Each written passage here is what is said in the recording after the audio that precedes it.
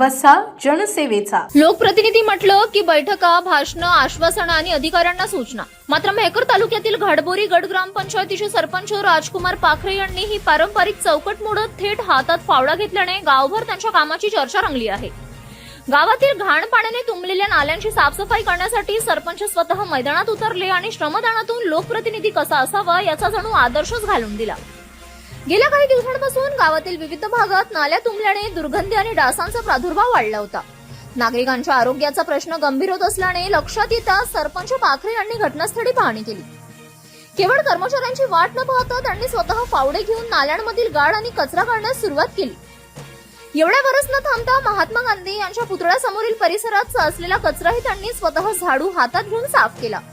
सरपंच स्वतः स्वच्छता करत असल्याचे पाहून अनेक ग्रामस्थही या मोहिमेत सहभागी झाले.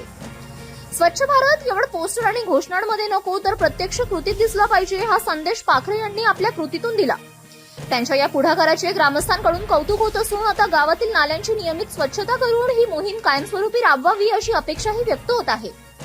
सत्तेची खुर्ची बाजूला ठेवून जनतेच्या समस्येत स्वतः हात घालणारा लोकप्रतिनिधी कसा असतो याची घाटबोरीत सध्या जोरदार चर्चा आहे.